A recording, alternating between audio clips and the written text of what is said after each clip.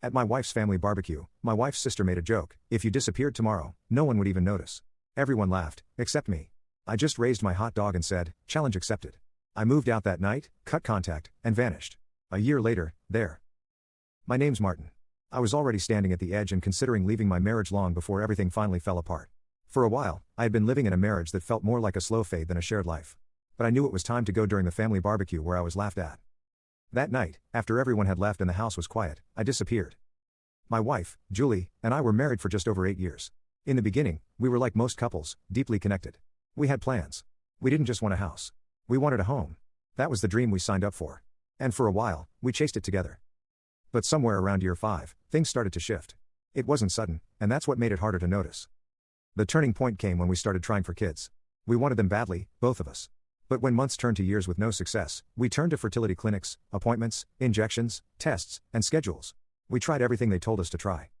Every month was a new hope, and every month ended with a silent disappointment that filled the room like smoke. I saw what it did to Julie.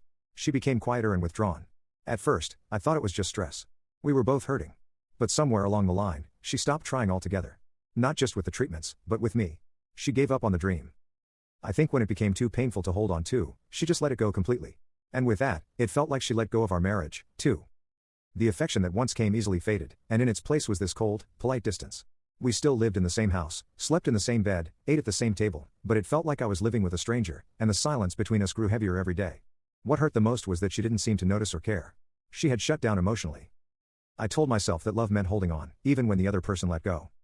So, about a year and some months before everything finally broke down between me and Julie, her sister showed up at her door. She had just gone through a nasty split with her husband. I'm talking full-blown shouting matches, cheating allegations, and even police being called to their house a few times. It was a mess, and understandably, she needed a break. Julie came to me asking if her sister could crash with us for a few days, just until she figured things out. Of course, I said yes. It was the decent thing to do. She had 2 little kids who didn't ask for any of this. So, they came in with a few bags and what looked like an overnight plan, but a few days quickly started to stretch. I figured maybe she needed a couple of extra days to sort out her next move. But then those days became a couple of weeks. She didn't talk about finding a job or getting her own place or even going back to the town she left. Her stuff started taking over our guest room. The kids' toys were everywhere, in the living room, kitchen, even our bedroom at times. Their clothes were mixed in with our laundry. Still, I kept quiet. But then a couple of weeks turned into a month. Then 2. Then, before I knew it, we were deep into the 3rd month, and she was still in the house. I had an entire other family living under my roof, and no one seemed to think it was a problem except me. My wife's sister was loud and sarcastic, always had something slick to say, and the kids were full-on chaos. There was no discipline, no respect for space, no sense of control. It was like living inside a daycare run by a drunk circus clown.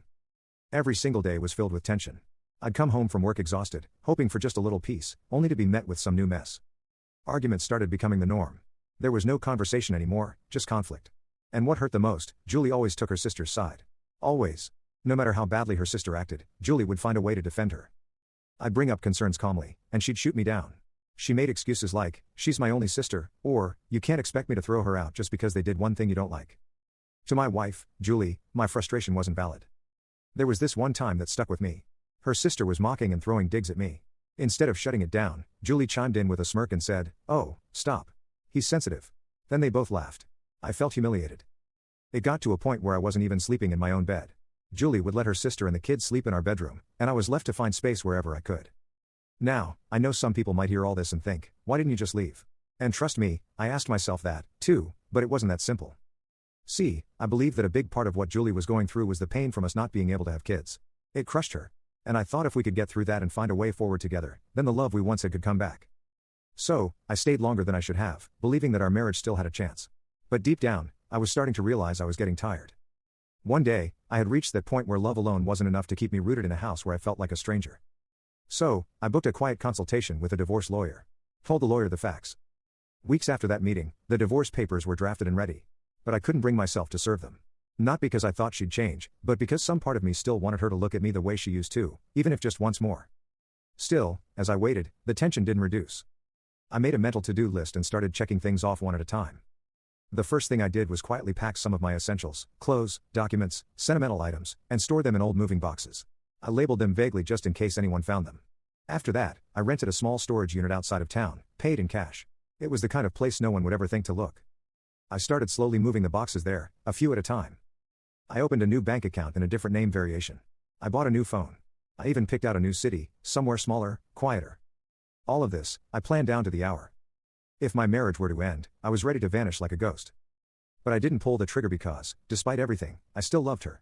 Somewhere deep inside me, under all that hurt and exhaustion, I was still holding on to the woman I married. One Saturday, I went out to clear my head for a few hours. When I pulled back into my driveway, there were more cars than usual lining the street. Laughter echoed from the backyard. I could hear kids yelling and running around before I even opened the front door. I stepped inside and followed the sounds. The backyard was alive. Kids were darting around with juice boxes in hand. Someone was flipping burgers at the grill. The music was low but steady. And everyone looked like they were deep in conversation or cracking jokes. There were drinks on the patio table, paper plates stacked high with food, the whole 9 yards. It was a full-blown family barbecue. The only problem, I didn't know a damn thing about it. I paused at the door, just taking it all in for a second. It was like walking into someone else's party in your own house. I kept my expression neutral. I spotted my wife, Julie, laughing with her parents near the patio table. Before I could say anything, one of Julie's aunts noticed me and waved me over. "Martin, come grab this for me real quick," she called. I nodded and made my way across the yard. I've never had any issues with the extended family. Honestly, I always got along better with some of them than with Julie herself these days. You can click on share and more to see if there is a part 2.